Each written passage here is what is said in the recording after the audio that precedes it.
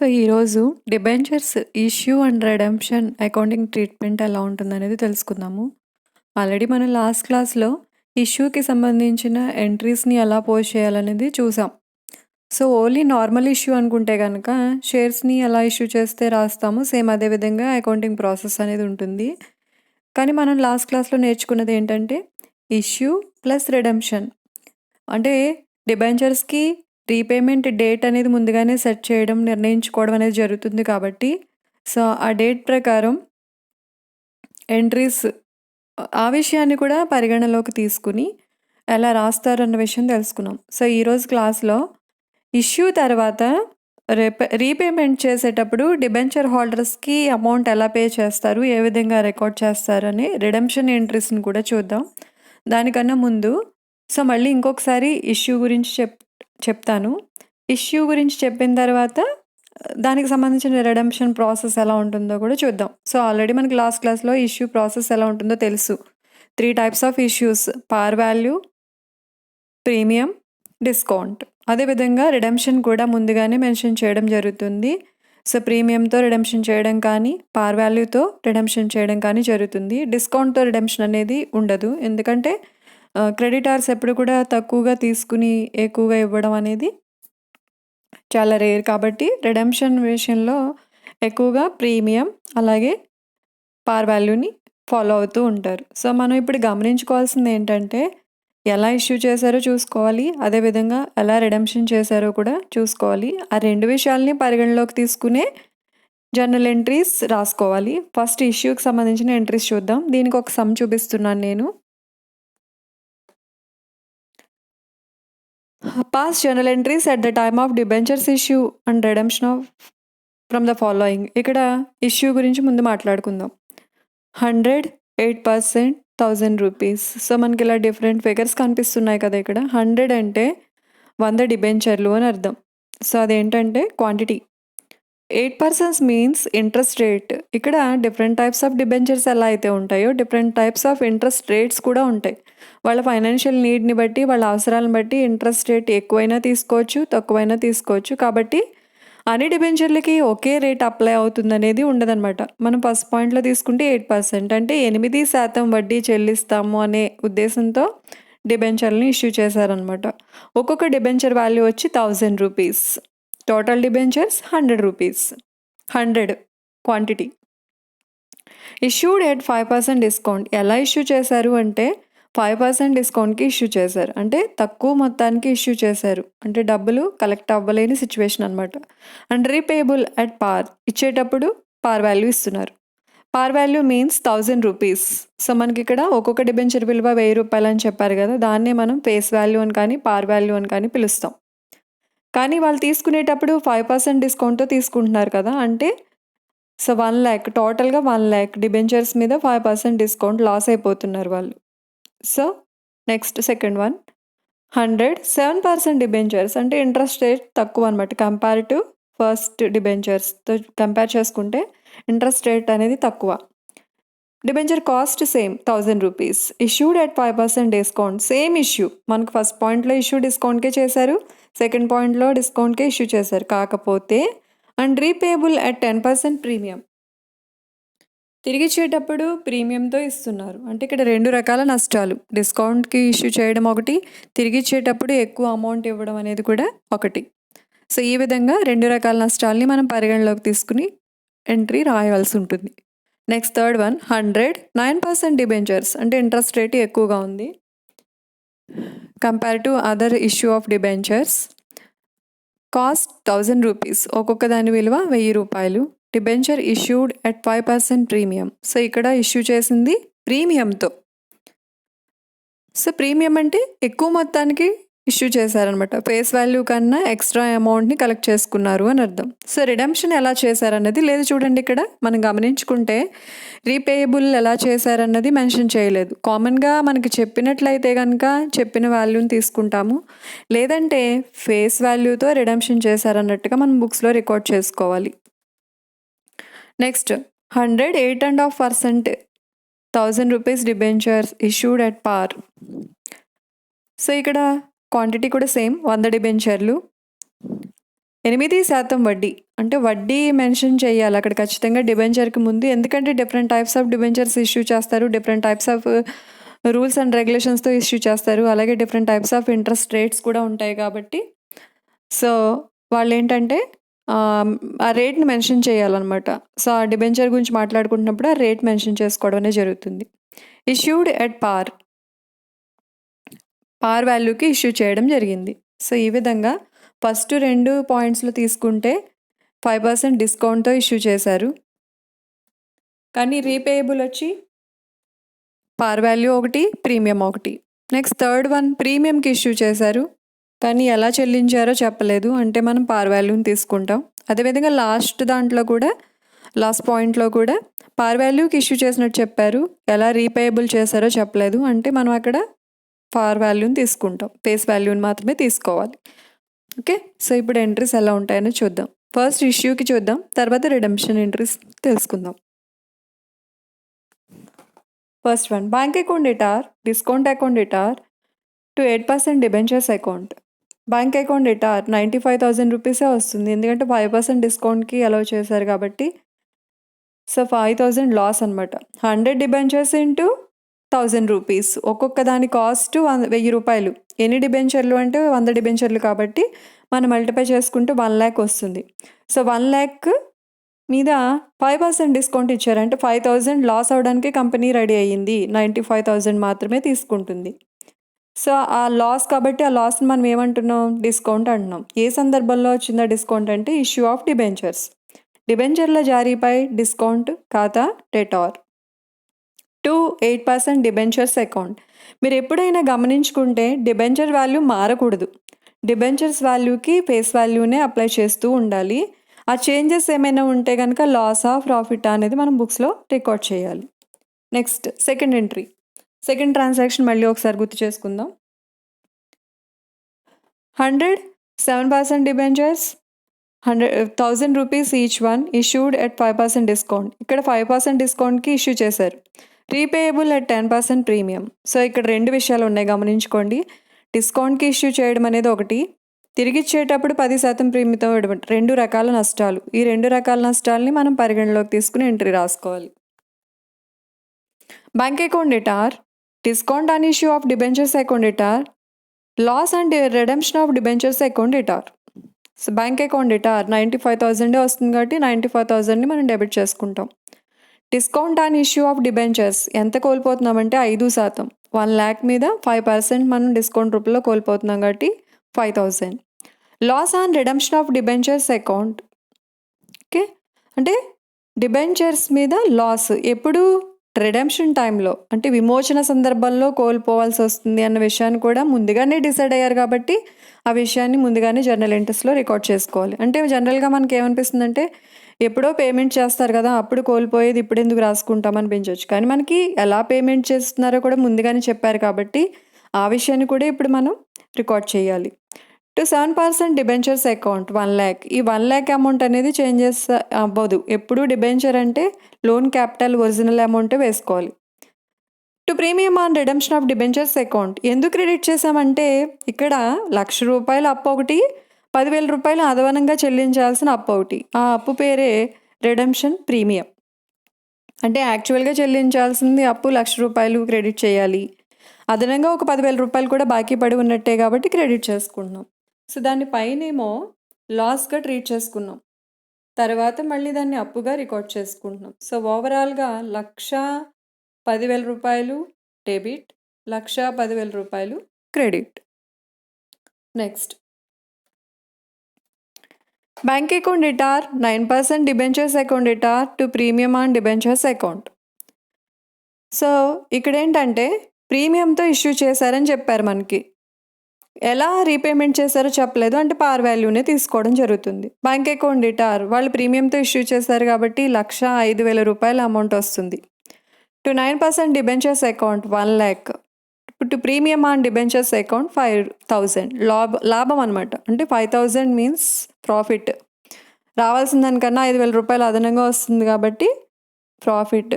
So nominal account rule ప్రకారం all gains and profits credit. So total 1,05,000 debit, 1,05,000 credit. And last one par వాల్యూకి issue చేశారు, పార్ వాల్యూకి repayment అని అనుకోవాలి, మనకు అక్కడ ఇన్ఫర్మేషన్ లేదు కాబట్టి. సో ఇక్కడ ఎటువంటి అడ్జస్ట్మెంట్స్ ఉండవు, ఏ లాస్ ప్రాఫిట్ అనే విషయాలు ఏం రాయక్కర్లేదు. సింపుల్గా bank account debtor to 8%, 8.5% debentures account. So ఇక్కడ 9% డిబెంచర్స్ అనేది నోట్ చేసుకుంటాము. సో 8.5 అనేది ఉంది, 9% డిబెంచర్స్ 1 lakh. సో అంటే ఏంటి, వాళ్ళకి రావాల్సిన అమౌంట్ 1 lakh, వాళ్ళు బాకీ పడి ఉంది కూడా 1 lakh. పార్ వాల్యూకి ఇష్యూ చేసి పార్ వాల్యూకి రీపేమెంట్ చేయడం. సో ఈ విధంగా ఇష్యూ గురించి తెలుసుకున్నాం కదా. ఇప్పుడు రిడెంప్షన్ ఎలా ఉంటుంది, డిబెంచర్దారులకు పే చేసేటప్పుడు ఏం చేయాలనేది చూద్దాం. సో పాయింట్ వైజ్గా 1 by 1 చెప్తున్నాను. ఓకే, మన ఫస్ట్ పాయింట్ ఏంటంటే డిస్కౌంట్కి జారీ చేయడం, అదేవిధంగా పార్ వాల్యూకి పేమెంట్ చేయడం. అంటే వీళ్ళు చెల్లించేటప్పుడు ఎంత చెల్లిస్తున్నారంటే ఒరిజినల్ అమౌంటే చెల్లిస్తారు, 1,00,000 రూపాయలు. ఇక్కడ డిబెంచర్స్ అకౌంట్ని డెబిట్ చేసాం, ఎందుకంటే మనం ముందుగా ఇష్యూలో అప్పుగా రాసుకుంటాం. ఇప్పుడు ఆ అప్పును తీర్చేస్తున్నాం కాబట్టి దాన్ని క్యాన్సిల్ చేయాలి కాబట్టి రివర్స్లో డెబిట్ చేసుకుంటాం. టు డిబెంచర్ హోల్డర్స్ అకౌంట్ ఎవరిచ్చారు, డిబెంచర్ హోల్డర్స్ ఇచ్చారు. సో గివర్స్ కాబట్టి గివర్ అకౌంట్ని క్రెడిట్ చేసాం, అప్పు 8% డిబెంచర్స్ని రద్దు చేసుకుంటున్నాం. నెక్స్ట్ సెకండ్ ట్రాన్సాక్షన్ ఎంట్రీలో debenture holders account debtor to bank account. Par value అంటే 1,00,000 రూపాయలే చెల్లిస్తున్నారు. ఎవరికి చెల్లిస్తున్నారు అంటే డిబెంచర్ హోల్డర్స్కి. వాళ్ళందరి పేర్లు రాయలేం కాబట్టి డిబెంచర్ దారులు అని రాయడం జరుగుతుంది బుక్స్లో. ఎలా చెల్లిస్తారు అంటే ప్రతి చోట ఇష్యూ ద్వారా వచ్చిన అమౌంట్ని బ్యాంక్లో డిపాజిట్ చేసుకుంటున్నారు కాబట్టి పేమెంట్ కూడా బ్యాంక్ ద్వారానే చేయడం జరుగుతుంది. సో ఈ విధంగా డిబెంచర్స్ని ముందుగా రద్దు చేసుకోవాలి, అంటే మనం ఇష్యూ టైంలో క్రెడిట్ చేస్తాం కాబట్టి డెబిట్ చేసుకోవాలి. డిబెంచర్ హోల్డర్కి చెల్లించినట్టుగా తర్వాత నోట్ చేసుకోవాలి. మనం గమనించుకోవాల్సింది ఏంటంటే స్టూడెంట్స్ ఎవరైనా బాగా అర్థం చేసుకోవడానికి ట్రై చేసినట్లయితే ముందు ఎంత చెల్లిస్తున్నారు తిరిగి ఇచ్చేటప్పుడు పార్ వాల్యూనా ప్రీమియంతోనా అని చూసుకోవాలి. పార్ వాల్యూవే కాబట్టి ఇక్కడ ఓవరాల్గా చూసుకుంటే 1,00,000 రూపాయలే కనిపిస్తుంది, ఎటువంటి అడ్జస్ట్మెంట్స్ అనేవి పేమెంట్లో ఉండవు. ఇప్పుడు నెక్స్ట్ సెకండ్ ట్రాన్సాక్షన్కి చూద్దాం. బ్యాంక్ అకౌంట్ డేటార్ సో ఇప్పుడు సెకండ్ ట్రాన్సాక్షన్ గురించి మళ్ళీ ఒకసారి వెనక్కి వెళ్ళి చూద్దాం. ఇక్కడ డిస్కౌంట్కి ఇష్యూ చేశారు, ప్రీమియంతో పేమెంట్ చేస్తున్నారు. ప్రీమియంతో పేమెంట్ చేయడం అంటే 10% ప్రీమియంతో చేస్తున్నారు, అంటే ఓవరాల్గా 1,10,000 రూపాయలు అనేది చెల్లిస్తారు. మనం ఇప్పుడు చూసుకోవాల్సింది ఇదే, ఇక్కడ ఎంత రీపేమెంట్ చేశారన్న చూసుకుంటూ రిడెంప్షన్కి రాస్తాం అనమాట. సో ఇక్కడ మనకి ఎలా పేమెంట్ చేస్తున్నారంటే ప్రీమియంతో చేస్తున్నారు. ఎంత శాతం ప్రీమియం అంటే 10%, అంటే original debentures value 1 lakh, extra 10% అంటే 10,000 రూపాయలు. ఓవరాల్గా 1,10,000 డిబెంచర్దారులకి చెల్లించాలి. ఇప్పుడు ఆ విషయాన్ని ఎలా రాయాలో చూద్దాం.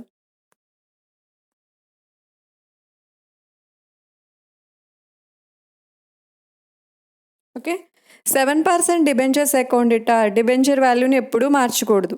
అక్కడ మనం ఎంత మొత్తానికి అయితే క్రెడిట్ చేసామో ఇక్కడ అంతే మొత్తానికి డెబిట్ చేస్తాం. Premium on redemption of debentures అదనంగా 10,000 రూపాయలు కూడా చెల్లిస్తున్నారు కదా, అంటే లాస్ అనమాట. అంటే ఇవ్వాల్సిన 1,00,000 రూపాయలు చెల్లిస్తున్నారు, అదనంగా 10,000 రూపాయలు కూడా ఈ సందర్భంలో చెల్లిస్తున్నారు కాబట్టి loss. So premium on redemption of debentures account debtor, డిబెంచర్ల విమోచన ప్రీమియం ఖాతా డేటార్ అని రాసుకుంటాం. సో ఓవరాల్గా డిబెంచర్ హోల్డర్స్కి 1,10,000 క్రెడిట్ చేస్తాం, అంటే వాళ్ళు మనకి 1,10,000 ఇచ్చినట్టు అనమాట. మనం రాస్తున్నది ఏంటంటే ఒరిజినల్ వాల్యూ 10,000 రూపాయలు ఇచ్చారు, అదనంగా మనం చెల్లించాలని డిసైడ్ అయ్యాం కాబట్టి అది కూడా వాళ్ళు ఇచ్చినట్టే. సో ఆన్ క్యాష్ అనేది ఉండదు, కానీ 10,000 రూపాయలకి వాళ్ళకి తిరిగి ఇస్తున్నామంటే బాకీ పడి ఉన్నామనే కదా అర్థం. కాబట్టి ఓవరాల్గా వాళ్ళకి బాకీ ఉన్నది ఎంత అంటే 1,10,000 రూపాయలు. సో దాన్ని మనం పే చేసినట్టుగా నెక్స్ట్ ఎంట్రీలో రాసుకోవడం. Debenture holders account debtor to bank account, మనకి ఈ ఎంట్రీ అనేది ఎప్పుడు కూడా ఒకేలా ఉంటుంది, అంటే debenture holders account debtor to bank account అని, ఎందుకంటే పే చేస్తున్నాం. వాళ్ళు రిసీవర్స్ కాబట్టి డెబిట్ చేస్తాం. బ్యాంక్ బ్యాలెన్స్ పోతుంది కాబట్టి బ్యాంక్ గివర్ కాబట్టి గివర్ అకౌంట్ని క్రెడిట్ చేస్తాం. సో ఈ ఎంట్రీ మారదు, మనం అడ్జస్ట్మెంట్స్ అన్ని జాగ్రత్తగా చూసుకోవాల్సింది స్టార్టింగ్ ఎంట్రీలో చూసుకోవాలి. ఇప్పుడు థర్డ్ ట్రాన్సాక్షన్.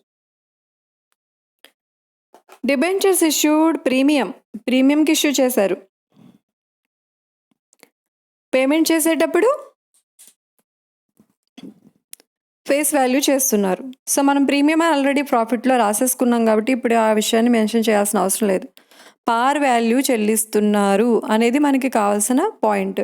పార్ value means 1 lakh. So debentures అకౌంట్ని డెబిట్ చేసుకుంటాం, డిబెంచర్ హోల్డర్స్ అకౌంట్ని క్రెడిట్ చేస్తాం. సో 1,00,000 రూపాయలు డెబిట్, 1,00,000 రూపాయలు క్రెడిట్. నెక్స్ట్ వాళ్ళకి పే చేసినట్టుగా రాయడం. Debenture holders account debtor to bank account. ఎంత పే చేస్తున్నామంటే 1 lakh.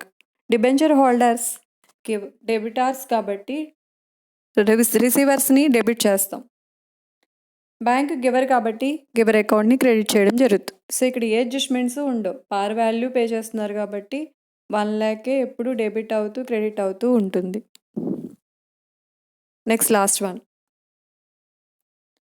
పార్ వాల్యూకి ఇష్యూ చేసి పార్ వాల్యూకే పేమెంట్ చేయడం. అంటే ఎంత మొత్తాన్ని అయితే తీసుకున్నారో అంత మొత్తాన్ని ఇవ్వడం జరుగుతుంది. అంటే ఇక్కడ కూడా మనకి ఏ అడ్జస్ట్మెంట్స్ ఉండవు, చాలా ఈజీ అనమాట ఈ పాయింట్స్కి రాయడం. సో 1 lakh తీసుకున్నారు, 1 lakh డిబెంచర్స్ని డెబిట్ చేస్తాం, డిబెంచర్ హోల్డర్స్ అకౌంట్కి ఆ అమౌంట్ని ట్రాన్స్ఫర్ చేసాం. ఫైనల్గా payment. Debenture holders account debtor to bank account 1 lakh. So bank balance ఎంత పోయింది అంటే 1,00,000. ఎవరికి ఇచ్చారు అంటే డిబెంచర్ హోల్డర్స్కి పే చేసాం కాబట్టి వాళ్ళని డెబిట్ చేసాం. సో ఈ విధంగా పేమెంట్కి వచ్చి అంటే రీపేయబుల్ చేసే సిచ్యువేషన్లో ఎవ్రీ ట్రాన్సాక్షన్స్కి 2 ఎంట్రీస్ వస్తాయి. ముందుగా డిబెంచర్స్ని రద్దు చేసినట్టుగా ఒక చిట్టాపద్దు రాయాలి, తరువాత వాళ్లకు అంటే డిబెంచర్ హోల్డర్స్కు అమౌంట్ పే చేసినట్టుగా కూడా రాసుకోవాలి. మనం ఇక్కడ గమనించుకోవాల్సింది ఏంటంటే ఎంత చెల్లించారు, పార్ వాల్యూ చెల్లించారా, ప్రీమియంతో చెల్లించారా అన్నది నోట్ చేసుకోవాలి. ప్రీమియంతో చెల్లించినప్పుడు ఖచ్చితంగా ఫేస్ వాల్యూ కన్నా ఎక్కువ చెల్లించాలి కాబట్టి అడ్జస్ట్మెంట్ అనేది ఉంటుంది, అంటే కాంపౌండ్ ఎంట్రీ అనేది వస్తుంది. అదే పార్ వాల్యూ చెల్లించారు అంటే కనుక ఎటువంటి లాస్ ప్రాఫిట్స్ అనే విషయాలను మనం బుక్స్లో రాయాల్సిన అవసరం లేదు. అంటే ఇప్పుడు కనిపిస్తున్న 7వ చిట్టాపద్దు 8వ చిట్టాపద్దు లాగా ఎక్కడ చూసినా 1 lakh రూపీసే ఉంటుంది. కాబట్టి ఈజీగా అర్థం చేసుకోవడానికి పిల్లలు ముఖ్యంగా అంటే స్టూడెంట్స్ ముఖ్యంగా ఈ డిబెంచర్స్ రిడెంప్షన్ గురించి నేర్చుకోవాలనుకున్న ఎవరైనా సరే ముందు చేయాల్సిన పని ఏంటంటే ఇష్యూకి రాస్తున్నప్పుడు ఇష్యూ ఎలా చేశారు, రిడెంప్షన్ ఎలా చేస్తున్నారు ముందు మనం ఫైండ్ అవుట్ చేసుకోవాలి. చేసిన తర్వాత ఇష్యూని బుక్స్లో రాయాలి, ఎలా రిడెంప్షన్ చేస్తున్నారో కూడా మనం బుక్స్లో రాసుకోవాలి. ఎందుకంటే ముందే డిసైడ్ అయిపోయారు కాబట్టి. అంటే మనకు ఆ సమయానికి తెలుసు, ఆ చిట్టాపద్దు రాసుకునే సమయానికి మనకి ఏం జరిగింది అనేది తెలుసు కాబట్టి జరిగినట్టుగా బుక్స్లో రాయాలనేదే మనకు అకౌంటింగ్ యొక్క రూల్ కాబట్టి రాస్తాం. తర్వాత రిడెంప్షన్కి రాసేటప్పుడు ఎంత చెల్లిస్తున్నారు, ప్రీమియమా పార్ వాల్యూ చూసుకోవాలి. పార్ వాల్యూ అంటే చాలా ఈజీ, ఎటువంటి అడ్జస్ట్మెంట్స్ ఉండక్కర్లేకుండా సింపుల్గా ఇక్కడ చూస్తున్నట్టు డిబెంచర్ డెబిట్ చేస్తాం, డిబెంచర్ హోల్డర్స్కి అమౌంట్ని ట్రాన్స్ఫర్ చేసేస్తాం. అదేవిధంగా డిబెంచర్ హోల్డర్స్కి పే చేసినట్టుగా రాస్తాం. మనం జాగ్రత్తగా చూడాల్సింది ఏంటంటే ప్రీమియంతో చెల్లించినట్లయితే ఒరిజినల్ ఎంత, ప్రీమియం ఎంత, ఓవరాల్గా వాళ్ళకి చెల్లించినట్టుగా నోట్ చేసుకోవాలి. సో ఈ విధంగా మీరు గమనించుకోవాల్సిన ముఖ్య విషయాలు మళ్ళీ ఒకసారి చెప్తున్నాను. రిడెంప్షన్, ప్రీమియం ఇలాంటి పాయింట్స్ అన్నీ కూడా మనకి డిబెంచర్స్లో ఉన్నప్పుడు చాలా జాగ్రత్తగా ఫాలో అవ్వాలి. ఓన్లీ ఇష్యూ అంటే చాలా సింపుల్గా రాసేయచ్చు. ఇష్యూ అండ్ రిడెంప్షన్ 2 విషయాల గురించి మాట్లాడినప్పుడు మాత్రం మనం ముందుగా ఇష్యూ ఎలా చేశారో చూసుకోవాలి, అదేవిధంగా రిడెంప్షన్ ఏ విధంగా చేస్తారో డిసైడ్ చేసింది చూసుకోవాలి. తర్వాత రిడెంప్షన్కి కూడా చిట్టాపద్దులు రాయమంటే కనుక సో రిడెంప్షన్కి ముందుగా ట్రాన్స్ఫర్ చేసినట్టు రాస్తాము, ఫైనల్ ఎంట్రీ పే చేసినట్టు రాస్తాము. సో ఎవ్రీ ట్రాన్సాక్షన్కి 2 ఎంట్రీస్ వస్తాయన్నమాట రిడెంప్షన్లో. అంటే ఓవరాల్గా 8 చిట్టాపద్దులు చెప్పుకున్నాం. ఇప్పుడు జరిగిన ట్రాన్సాక్షన్స్ 4 కానీ 8 ఎంట్రీస్ అనమాట. ముందు ట్రాన్స్ఫర్ చేసినట్టుగా మొదటి ఎంట్రీ ఉంటుంది ప్రతిదానికి, తర్వాత పేమెంట్ చేసినట్టుగా ఉంటుంది. సో నా సజెషన్ ఏంటంటే ఈ సమ్ నోట్ చేసుకుని లెక్క ఎక్కడైనా అప్పుడు వినడానికి ప్రయత్నిస్తే కనుక చాలా ఈజీగా అర్థం అవడానికి ఛాన్సెస్ ఉంటాయి. సో ఈ విధంగా డిబెంచర్స్ ఇష్యూ అండ్ రిడెంప్షన్ రెండిటికి కూడా అకౌంటింగ్ ట్రీట్మెంట్ ప్రాసెస్ ఎలా ఉంటుందనేది మనం దీని ముందు క్లాస్లోని ఈ క్లాస్లోని కూడా చెప్పుకోవడం జరిగింది. సో ఈ టాపిక్ మీకు బాగా అర్థమైంది అనుకుంటున్నాను. ఓవరాల్గా షేర్స్ ఎలా ఇష్యూ చేస్తుంది, క్యాపిటల్ ఎలా గ్యాదర్ చేసుకుంటుందో ప్రాసెస్ తెలుసుకున్నాము. అదేవిధంగా అప్పు రూపంలో కూడా మూలధనాన్ని ఎలా సమకూర్చుకుంటుంది, దాన్ని ఏమంటారు, ఏ విధంగా అకౌంట్స్లో రాసుకోవచ్చు అనే విషయాన్ని కూడా మనం తెలుసుకున్నాం. సో ఇక్కడితో మనకి ఈ టాపిక్ అనేది టోటల్గా కంప్లీట్ అయ్యింది. Thank you. సో మీకు బాగా అర్థమైందని ఎక్స్పెక్ట్ చేస్తున్నాను. సో మరొక యూనిట్తో నెక్స్ట్ క్లాస్ స్టార్ట్ చేద్దాం.